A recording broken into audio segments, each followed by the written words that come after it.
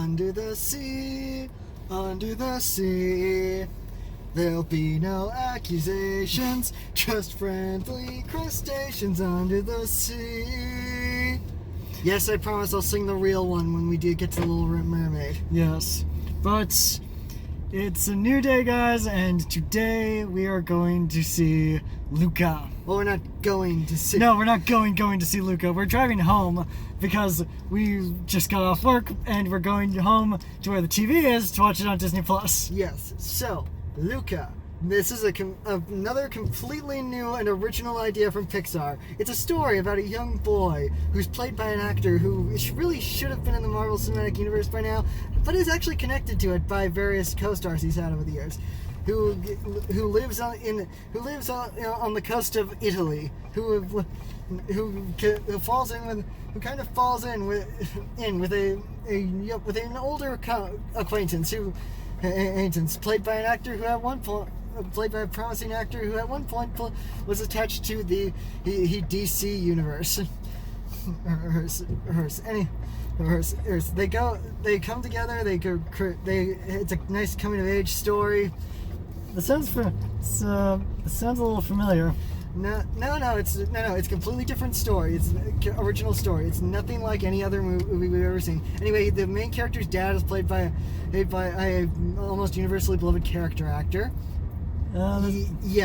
Basically we cannot talk about Luca without talking about the fact that a lot of people almost immediately compared it to Call Me By Your Name. Like the description when they initially released it, without releasing the gimmick of the movie, everybody was like, this sounds like Call Me By Your Name. But then we got the gimmick of the movie when the trailer dropped, which kind of blew me away when it first happened. I was like, what the hell? Even though I had seen some stuff from it, some early concept stuff from it on Pixar, on the day at Pixar series, not important, But also, I'd like to clarify that promising thing about the promising actor thing was more about what Armie Hammer at the time of Call Me By Your Name, not the actual, not now. Yeah, no, definitely not now. No, not now, not never. But anyway, yeah, Luca is basically, and not to be confused with La Luna, the movie short film that this director actually created before making this movie. Yes, his short film that came out 10 years ago ahead of Brave, but this is Enrique O. Casarosa's feature directorial debut. He is coming in, and he just wants to show off the Italian coast, and a place he grew up, and thus making him the first non-American-born Pixar director. Yes, he is Italian. And this story is based off of an actual summer he spent in Italy, where he met his still to this day best friend Alberto. Did not change that name. And this movie is basically his love letter to that story. But to kind of justify making it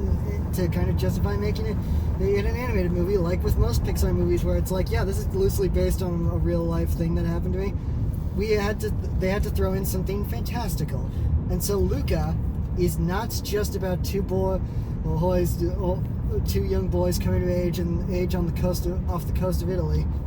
It's about two sea monsters coming of age off the coast of Italy. It is and one of the things that drew me immediately to this concept is that it's like a lot of Pixar's original movies that are coming are very Ghibli-esque. And you could be one to argue with that, but then you could also try watching When Marnie Was There and suddenly realize just how very similar a feel that movie has to have to the promotional material that this movie has. Yes. Granted, Pixar, this is still a Pixar movie. It's still a movie by American writers and American animators and everything like that. So compared to When Marnie Was There and various other Studio Ghibli movies that are created based on premises very close to this, the sense of humor, the sense of storytelling, that is still very much rooted in American customs. Unlike Ghibli movies, which are rooted in Japanese customs, so unlike a Ghibli movie where there'd be long periods of time where there's not a lot of characters talking, and they're not exactly doing anything that could advance the plot. Not this time around. It's more for an American sensibility, where there's probably going to be a couple jokes that are more for the kids, and it's going to be moving a little more quickly. But I mean, it obviously is Ghibli inspired. The town in this movie is called Porto Rosso, for God's sake. Which has got to be a very explicit reference to one of Ghibli's earliest movies. Even though we didn't get it until it was explained to us. Yeah. Because we have not really dove into the Ghibli movies until just a couple weeks ago when we got HBO Max. But yeah, but Luca, it also, we can talk a bit about the actors. The two of the main characters are played by Jack Dylan Grazer and Jacob Tremblay, which, once again, it's weird that Jacob Tremblay has not been in a Marvel movie yet, but he's connected to it through a couple of his co-stars. They're probably also waiting for him to have an actual role where he can age into the ability to be in a role. Because unless they're making a Power Pack movie, I think he's too young to be doing a lot of Marvel movies. And then Jack Dylan Grazer, who is in a DC movie right now. In fact, he's off shooting it. In fact, as far as we know, he had to get on a plane from LA to Georgia immediately after the premiere of this movie to shoot it. To go back to shooting it, because they are shooting Shazam! Fury of the Gods right now. And also in the cast, Jim Gaffigan, Maya Rudolph, Sacha Baron Cohen as a cameo. I'm gonna be honest, it's kind of weird to have a Pixar movie revolving around where the main characters are children, where the kid actors are actually star-studded. Yeah. Even in like Coco and stuff like that, they would mostly pick, if not unknown actors who haven't done a lot, who have yet to do a lot and probably won't do a lot afterwards. Yes, like with Coco or with Inside Out, we've had lesser known voice actors. In the case of Coco, he was kind of that was just them like taking an actor from the temp track and being like, okay, he's the character. And then of course there's then sometimes they just, and yeah, it's kind of weird that they picked that the two of the leads are actual actors that you're like, hey, I've seen that guy I've seen him in a couple things. That's cool. Yeah. And obviously, when you're working with children, it's very difficult to find children that can actually, act. Yeah. So I think that's it. Do we know who does the score off the top of our heads? I don't, but I mean, yeah, I don't know any. I haven't done a lot of research on this one to know a lot of the other creative minds behind this. Like, I don't know if we know anything about the writers or the. Mike Jones just co-wrote Soul. Okay. So we have one of the writers was a co-writer on Soul that came out back in December. Well, that's just kind of how Pixar is, where they're like, okay, we made this. Yeah, they kind of have Pixar has their on-staff writers, so. Even if they don't technically work for Pixar, they'll just be like, well, you just helped us finish this movie. You wanted to do a little bit of punch-up work on our next one? Like Meg LaFoe with Inside Out and Good Dinosaur. Yeah, so that's basically all we know. We don't know. We'll probably fill you in on the other half of this video with the video when it's time with whoever is the more involved character. With all the other people who are involved that we off the top of our head are like, them. Okay, awesome. Yeah. But yeah, I think that's it. We'll see you guys after the jump. Yep. Bye. Alright guys, so it's been a few hours actually. It's actually been a few hours since we saw the movie, but that's not important right now. The important thing is, holy ricotta, that was amazing. That was a pretty good one. I mean, maybe not Pixar's best, but it's definitely not top tier, but it was still it's pretty one good. It's one of the more unique ones, really, just by the fact that the character designs stand out so well. The character designs stand out. It is very colorful and is very well designed, like a lot of great animation and stuff. So let's get a little deeper into it. The character designs are very claymation-esque rather than the usual Pixar version of let's draw a 2D character, then just kind of raise them up and make them 3D. That's one of the things that Pixar seems to be doing a lot with in their slate more, where they're going a little less character design wise. With character design wise, they're going a little less realistic and more into a stylized version. And with this particular director, we know for a fact that he really likes this character designs to look like this. And the fun thing is that the way that these characters look is allowed to be a little more cartoony than anything else. There's a little bit more slapsticky feel to them with the way they move and to interact with each other. I mean, even the mouth movements when they're occasionally when they're between talking, their lips will just form an O instead of just the usual. Instead of just closing their mouth entirely. At one point, a character has has an actual Peanuts style mouth shape, and we laughed at that.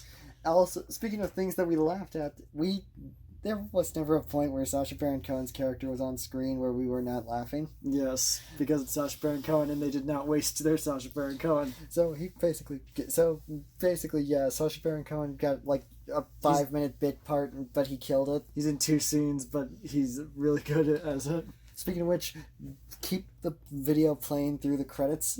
Yeah, we have to say that because you're not leaving because hopefully you're not leaving whatever room that you're streaming the movie in. Yeah. Also, but more importantly, we have the cast knocks it out of the park. Jack Dylan Grazer and Jacob Tremblay do very well together. Especially when Jack Dylan Grazer has to play the darker parts of his character of Alberto. He plays the part of this character who's just kind of fun-loving and just doesn't want the world to change around him because he's experienced change and that didn't work out for him. We also have Jim Gaffigan and Maya Rudolph in these very funny side bits for them. It's not like the best side plot in a Pixar movie, but it's still pretty good. The score is really fantastic in the way that it actually incorporates the typical Italian Riviera music that you constantly hear in stuff in cases like this. A lot of mandolin, basically just a lot of mandolin and accordion. And also, for the first time in a long time in Pixar, we have a feral and incredibly obvious villain. There is no twist. There is no redemption. We just have a straight asshole villain. The villain shows up, and you immediately know he's the villain. There's no suddenly, oh my god, this character that we liked is the villain, or anything like that. Or this situation is the villain, or anything like that. It's this guy. This guy is the guy that you immediately that you immediately think, yeah, hate it, yeah, he's the villain. Yeah. One thing that's a bit of a problem with this movie, though, is kind of the pacing. Yeah, it seems like it kind of rushes through certain elements. Certain things they go a little longer on certain elements than they probably should.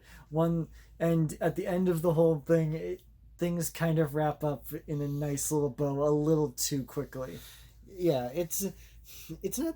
It doesn't make the movie bad. It's just that things go a little too fast. They spend the entire movie kind of building up this triathlon that they're doing, and it's a good chunk of it is only about maybe 10, and it's probably about 10 minutes total of the screen time, and the final version of it is about 10 minutes total of the screen time. I'm not sure if it messes with the moral either, because again, things get resolved really quickly and really easily, so it makes the moral, so it may change the moral of the story a little bit.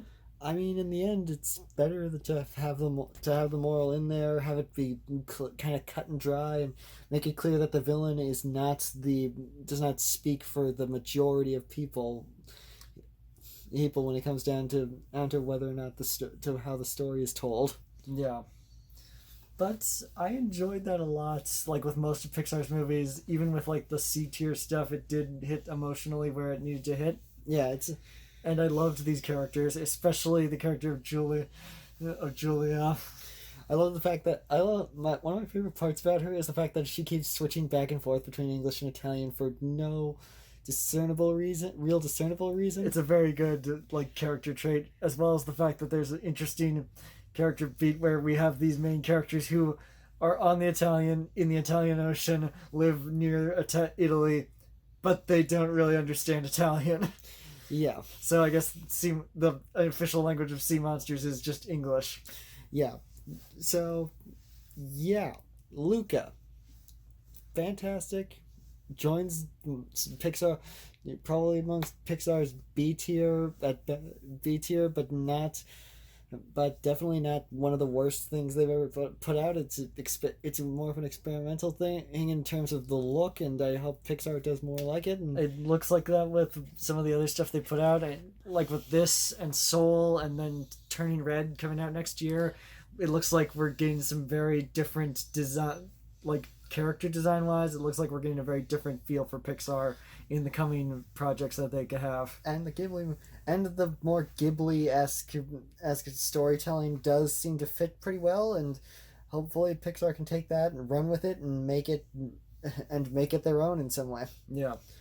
So I think that's going to be the end for right now, guys. Yeah. So hopefully we will see you again next. So just don't forget to like, subscribe, and hopefully we'll see you again next time when family. Bye.